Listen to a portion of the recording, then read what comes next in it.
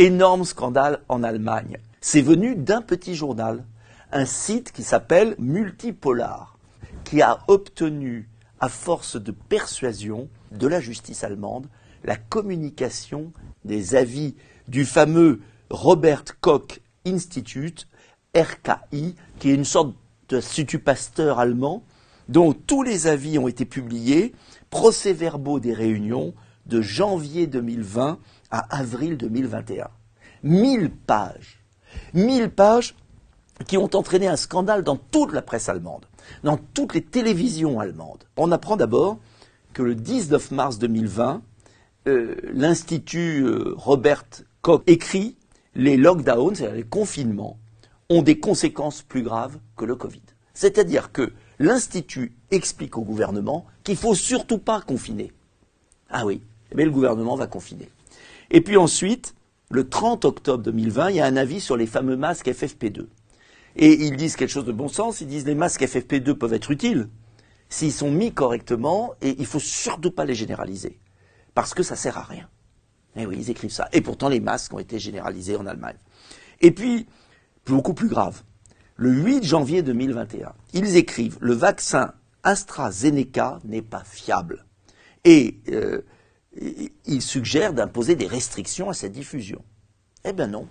Vous pensez ? 2 mois plus tard seulement, début mars, la Commission permanente pour les vaccinations recommande le vaccin pour tous les groupes d'âge et fait référence à de nouvelles connaissances issues d'études. Curieux. Et puis, le plus grave, c'est le 5 mars 2021.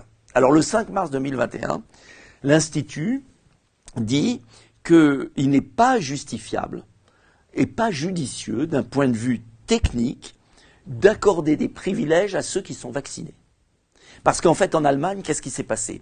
Il y a eu un confinement parfois moins rude, mais il y a eu surtout, pour ceux qui n'étaient pas vaccinés, un véritable confinement. Ils n'avaient le droit de quasiment rien faire. Pas d'accès au commerce non essentiel, pas accès aux restaurants, pas accès aux lieux de culture, pas accès aux lieux de loisirs. C'était en décembre 2021. Décembre 2021. Et bien pourtant, en mars 2021, l'Institut avait dit ce que tout le monde savait, que le vaccin n'empêchait pas la transmission. Que vous étiez vacciné pour vous, éventuellement, pour ne pas avoir des effets graves du Covid, mais pas du tout pour empêcher de transmettre. Et c'est exactement la même chose en France. Simplement en France, tout ça n'a pas été publié par les journaux. Mais ce qui est intéressant en Allemagne, c'est que la presse allemande, une vraie presse, alors vous pouvez, pour ceux qui parlent allemand, retrouver, on va vous envoyer le lien, on va mettre le lien. C'est le Tischi Einblick, qui est un journal conservateur allemand avec un article extraordinaire, qui explique la trahison de la science. Ils expliquent la trahison de la science par la perversion du concept de science s'est produite à 2 égards au cours des années du coronavirus. D'une part, en supprimant le fait que la controverse est une caractéristique essentielle de la science. Ça ne vous rappelle pas le projet de loi sur les dérives sectaires, là, qui veut interdire les médecins de parler ? Et d'autre part, en décidant politiquement laquelle des conceptions concurrentes sera présentée à la population comme la seule vraie science. Voilà ce qu'ils ont fait. Et il ajoute que certains scientifiques, ceux de plateau qu'on a vu à la télé, aient accepté de donner une apparence scientifique aux mises en scène du gouvernement. Aux mises en scène du gouvernement. Et ce qui est très intéressant, c'est qu'ils expliquent que la justice allemande a trompé les Allemands. Ils expliquent que les médias allemands ont déshonoré la presse. Mais les médias allemands ont le courage de reconnaître leurs fautes aujourd'hui. Tandis que les médias français ne le font pas. Et ils demandent une commission d'enquête parlementaire et extra-parlementaire. Ils demandent des conséquences pénales pour traduire en justice ces criminels. Oui. Et il ajoute, celui qui avait des yeux pour voir, pouvait voir. Vous voyez ce que ça veut dire ?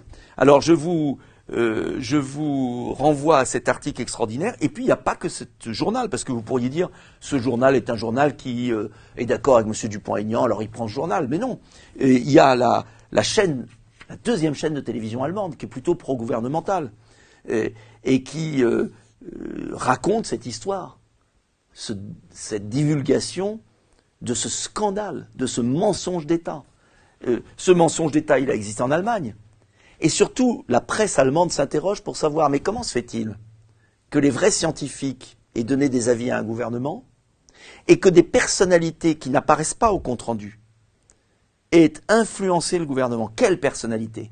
Pour servir quels intérêts financiers? Pas un mot dans les médias en France. Mais qui avait raison? On s'est bien foutu de vous, hein?